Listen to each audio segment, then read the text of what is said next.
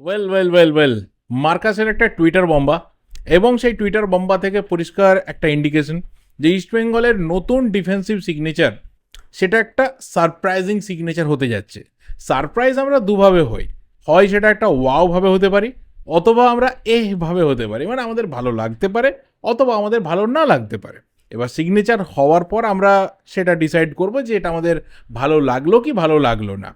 কিন্তু যদি ইস্টবেঙ্গলের ডিফেন্সিভ ইউনিটের দিকে আমরা তাকাই, যারা main ISL player under Anthony Lopez Habas, সেখানে দাঁড়িয়ে যে জায়গাতে একটু রিইনফোর্সমেন্ট দরকার এবং একটু সেখানে সলিডিটি দরকার, সেটা হচ্ছে রাইট ব্যাক পজিশন। কিন্তু তার বাইরে যদি অন্য কোনো পজিশনে সিগনেচার হয়ও, সেটাও সারপ্রাইজিং হতে পারে। এবার আমি আমার এই আজকের ভিডিওতে বেশ কিছু প্রবাবল নামের কথা আলোচনা করব।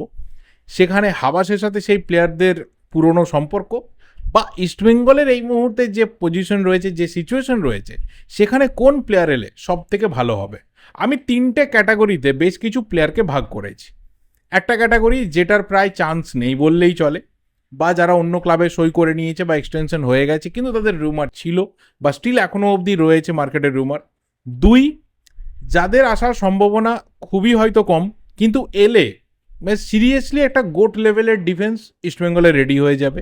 আর 3 নম্বর জায়গাতে যাদের আসার সম্ভাবনা অনেক বেশি হাই এবং যারা এলেও কিন্তু ইস্টবেঙ্গলের ডিফেন্স সেটা ওই গোট লেভেলে কিন্তু গিয়ে রিচ করে যাবে। প্রথমে যে 3জন নাম রয়েছে, এক হচ্ছে সন্দেশ ঝিঙ্গান। অনেকদিন ধরে রুমার ছিল, কথা বলার প্রয়োজনই নেই, কারণ তার সাথে এফসি গোয়ার অলরেডি এক্সটেনশন হয়েছে। যদিও দেখলাম অনেকেই কিন্তু সন্দেশ ঝিঙ্গানকে নিয়ে ভাবনা চিন্তা করছে যে সন্দেশ ঝিঙ্গান ইস্টবেঙ্গলে এলে ভালো হবে ফ্যান্স পয়েন্ট অফ ভিউ। 2 নম্বর নামটা হচ্ছে নিশ্চল চন্দন। অনেক দিন ধরে ইস্টবেঙ্গলের সাথে একটা রুমার বারবার ঘুরে ফিরে আসছে, কিন্তু লেটেস্ট একদম এই সন্ধ্যেবেলার রিপোর্ট যে নিশ্চল চন্দন কিন্তু পাঞ্জাব এফসিতে সই করছে। মার্কাসি কিন্তু এটা জানিয়ে দিয়েছে। এবং 3 নম্বর নাম যেটা আমার মনে হয় প্রবীর দাস। আগে হাবাসের সাথে কাজ করেছে ঠিক কথায়, লেটেস্ট তাকে আমরা ইন্টারকাশিতেও খেলতে দেখেছি, কিন্তু এই 32 বছর বয়সে প্রবীর দাস যে ফর্মে রয়েছে বা যে পারফরমেন্সের গ্রাফে রয়েছে, সেখানে ইস্টবেঙ্গলে এলে সেটা খুব একটা ভালো সিগনেচার তো হবে না, আর ওই সারপ্রাইজটা আমরা নেগেটিভ ওয়েতে হয়তো হব। তো আমার পার্সোনালি মনে হয় যে এই 3জন প্লেয়ার, নিশ্চল চন্দন বা সন্দেশ জিঙ্গানের তো কোনো চান্সই নেই, প্রবীর দাস এলে কখনোই সেটা সারপ্রাইজিং সিগনেচার হবে বলে আমার মনে হয় না। এরপরে যে কটা নাম রয়েছে যাদের আসার সম্ভাবনা খুবই লো, কিন্তু যদি আসে ভাই সেরা সিগনেচার হবে। এক হচ্ছে নিখিল বার্লা, জামশেদপুরে খেলে, তার সাথে লং টার্মে কন্ট্রাক্ট রয়েছে, ইয়াং প্লেয়ার, 22 বছর বয়স, রাইট ব্যাক পজিশনে খেলে এবং সিরিয়াসলি একটা হাইলি ট্যালেন্টেড প্লেয়ার। যদি ইস্টবেঙ্গল আনতে পারে তাহলে একটা কি বলবো, ব্রেক থ্রু সিজন আমরা যেমন তার থেকে দেখব, ঠিক তেমনই একটা one of the biggest signature হয়তো ইস্টবেঙ্গলের জন্য হয়ে যাবে। 2 নম্বর যে নামটা রয়েছে এই ক্যাটাগরিতে, সেটা হচ্ছে নিখিল পূজারি। ইস্টবেঙ্গল অলরেডি খেলে গেছে, লাস্ট সিজনেও রিউমার ছিল, বিএফসির সাথে 2028 অবধি কন্ট্রাক্ট রয়েছে, লং টার্মে সেখানে কন্ট্রাক্টেড। রাহুল ভেকে বিএফসি ছেড়ে দিয়েছে, নামগাল ভুটিয়া বিএফসি ছেড়ে দিয়েছে। তো রাইট ব্যাক পজিশনে নিখিল পূজারি is the first choice right now at BFC. তো সেই জায়গা থেকে হয়তো বিএফসি সে ছাড়বে না, আর যদি ছাড়েও বিএফসি তাহলে কিন্তু বেঙ্গালুরু একটা হিউজ ট্রান্সফার মানি চাইবে, যেটা আপাতত ইস্টবেঙ্গল হয়তো দেবে না। ইস্টবেঙ্গল এমন কারোর জন্য যাবে যাকে নিয়ে আরও বেশি দিন ভাবতে পারবে, বা সেই সিগনেচারটা এলে ইস্টবেঙ্গলের অনেক বেশি লাভ হবে। তো এই জায়গাতে হয়তো নিখিল পূজারির নামটা একটু হলেও সাইড হয়ে যাচ্ছে। এরপরে যে দুটো নাম রয়েছে সেই দুজনে কিন্তু লেফট ব্যাক, একজন আকাশ মিশ্রা, আরেকজন হচ্ছে আকাশ সাংওয়ান।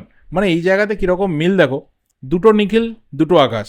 যাই হোক, আকাশ মিশ্রা তাকে নিয়ে মোহনবাগান লং টার্মে ইন্টারেস্টেড এবং সম্ভবত আগামী বছর বা তার পরের বছরের মধ্যে এই ডিলটা মোহনবাগানে ক্র্যাক হয়ে যাওয়ার সম্ভাবনা রয়েছে। Too early to say, but এটাও যদি ইস্টবেঙ্গলে হয় তাহলে কিন্তু একটা কি বলবো, ব্রেক দ্য মুভমেন্ট, এবং সেটা নিয়ে সবাই কথা বলবে। সিরিয়াসলি একটা হট টপিক হয়ে যাবে ট্রান্সফার মার্কেটের। ট্রান্সফার মার্কেট যেরকম ভোলাটাইল, যে কোনো মুহূর্তে যে কোনো দিকে যে কোনো ডিল হয়ে যেতে পারে, কিন্তু লেফট ব্যাক পজিশনে যেহেতু ইস্টবেঙ্গলে ভালো প্লেয়াররা রয়েছে, তাহলে কাউকে ছাড়তে হতে পারে। সেটা হবে কি হবে না পরের ব্যাপার, কিন্তু আকাশ মিশ্রা বলো বা আকাশ সাংওয়ান এই মুহূর্তে দাঁড়িয়ে তাদের সই করার সম্ভাবনা খুবই কম। আর যদি হয়ে যায় ভাই, আমি অন্য লেভেলে সারপ্রাইজড হয়ে যাব। কোন ইস্টবেঙ্গল সমর্থক কীরকম সারপ্রাইজড হবে আমি জানি না, বাট আকাশ মিশ্রা বলো বা আকাশ সাংওয়ান, তাদেরকে আমি পার্সোনালি এতটাই পছন্দ করি। তারা যদি কলকাতায় আসে তারা যদি কলকাতার কোনো ক্লাবে খেলে তো আমি ভীষণভাবে খুশি হব, যে ক্লাবেই খেলুক না কেন। মোহনবাগান, ইস্টবেঙ্গল, ডায়মন্ড হারবার হয়তো হবে না, ঠিক আছে, বাদ দিচ্ছি। কিন্তু এরপরে যে কটা নাম রয়েছে, মানে স্পেশালি 3টে নাম রয়েছে, সেই 3টে নামের কিন্তু সম্ভাবনা যেমন প্রবল, ঠিক তেমনই তারা এলে ইস্টবেঙ্গলের ডিফেন্স হয়তো মজবুত হতে পারে। এবং কোচের সাথে, অ্যান্থনিও লোপেজ হাবাসের সাথে যে সম্পর্ক, যে কোথাও একটা রসায়ন আমরা যেটাকে বলি কেমিস্ট্রি, রসায়ন কেমিস্ট্রি, সেটা খুব ভালো হয়তো ইস্টবেঙ্গলে কাজ করবে। তার মধ্যে প্রথম নামটা হচ্ছে নরেন্দর গেহলট, যাকে নিয়ে অলরেডি আমি দেখছি রুমার কিন্তু রয়েছে। খুবই ভালো প্লেয়ার, কিন্তু মুশকিলটা হচ্ছে Narender Gehlot is a centre back, কিন্তু ইস্টবেঙ্গলের দরকার একজন রাইট ব্যাক। কিন্তু নরেন্দর গেহলট কি রাইট ব্যাক খেলতে পারবে? That's a big question. কিন্তু একটা বড় এখানে ফ্যাক্টর হচ্ছে যে যদি আন্তোনিও লোপেজ হাবাস তিনি 3 ব্যাক সিস্টেমে যান, তাহলে কিন্তু তার আরও একজন আইএসএল এক্সপিরিয়েন্সড সেন্টার ব্যাক লাগবে। সেই জায়গাতে নরেন্দর গেহলট ইজিলি ফিট করবে ইস্টবেঙ্গলে। যদি আমি আনোয়ার আলী, লালচুংনুঙ্গা এবং নাচোকে দিয়ে স্টার্ট করি, তাহলে নরেন্দর গেহলটের মতো ডিফেন্ডার কিন্তু বেঞ্চে থাকবে, তার সাথে মার্তান রায়নার মতো ইয়াং ডিফেন্ডার রয়েছে। আর যদি তিনি 4 ব্যাক সিস্টেমে যান, যেটা একদম খুব ন্যাচারাল ব্যাপার আমাদের ফুটবলে, তাহলে সেখানে নরেন্দর গেহলট কিন্তু আরও একজন এক্সট্রা প্লেয়ার হিসেবে বেঞ্চকে স্ট্রেংথ করবে। সেটা পরে দেখা যাবে, যদি হয় তখন সেটা নিয়ে ডিসকাস করা যাবে।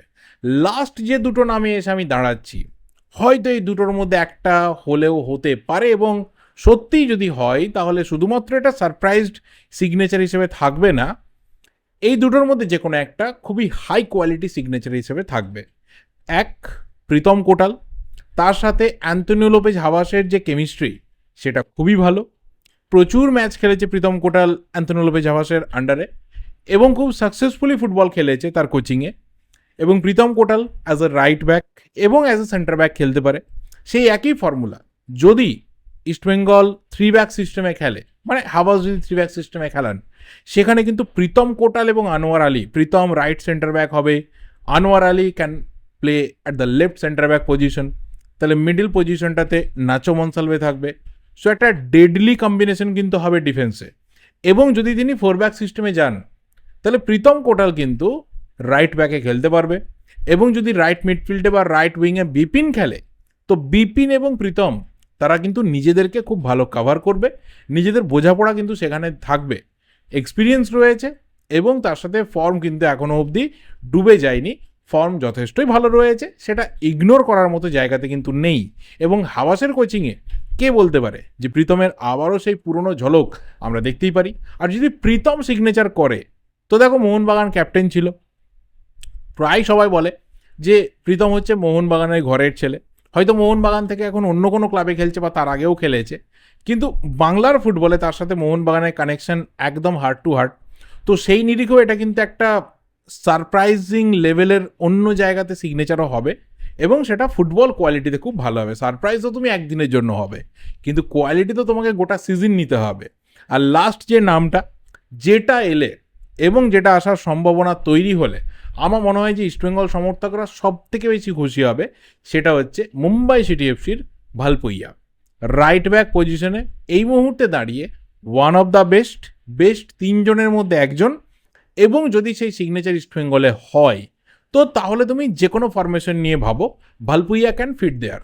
কারণ ভালপুইয়া যেমন অ্যাজ আ রাইট ব্যাক খেলতে পারে, as a right wing back খেলতে পারে, ঠিক তেমনভাবে as a right centre back খেলতে পারে। মানে তুমি 3 জন ডিফেন্সে যাও, he can play as a centre back, সেই কোয়ালিটি কিন্তু ওর মধ্যে রয়েছে।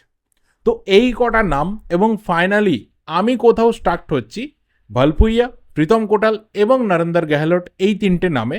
এর বাইরে যদি অন্য কেউ হয়, যদি অন্য কোনো প্লেয়ার হয়, কারণ অনেক ভালো ভালো প্লেয়াররা রয়েছে আমাদের ইন্ডিয়ান ফুটবলে, সেটা কতটা সারপ্রাইজিং হবে আমি জানি না। সেখানে বিজয় ভার্গাসি রয়েছে, সেখানে আসির আক্তারদের মতো প্লেয়াররা রয়েছে, বাট সেগুলো খুব একটা সারপ্রাইজিং হবে না। হ্যাঁ, আরেকটা নাম ভুলে গেলাম, যাকে আমরা এর আগে হাবাসের কোচিংয়ে খেলতে দেখেছি, সাকসেসফুলি বলবো কিনা জানি না, কিন্তু ভালো খেলতে দেখেছি, আই লিগ চ্যাম্পিয়নও হতে দেখেছি, সেটা হচ্ছে সুমিত পাসি। তো সুমিত পাসি এলেও কি সারপ্রাইজিং হবে? এর উত্তরটা তোমরাই দিতে থাকো। আমি আবার সুমিত পাসি আর গ্ল্যান মার্টিন্সকে নিয়ে কিছু বলতে গেলেই অনেকে দেখি এসে রে করে দৌড়ে আসে। যাই হোক, আমার ভিডিওটা এই অবধি, এর থেকে বেশি আমার আর কিছু বলার নেই। ভিডিওটা ভালো লাগলে লাইক করো, শেয়ার করো, তোমাদের ওপিনিয়নগুলো আমার কাছে ম্যাটার করে, অবশ্যই কমেন্ট করে জানাতে থাকো। দেখা হবে পরের ভিডিওতে। টিল দেন, চ্যানেলে নতুন হলে অবশ্যই চ্যানেলটা সাবস্ক্রাইব করে বেল নোটিফিকেশন আইকনটা ক্লিক করে যাও। Thank you, good bye and good night.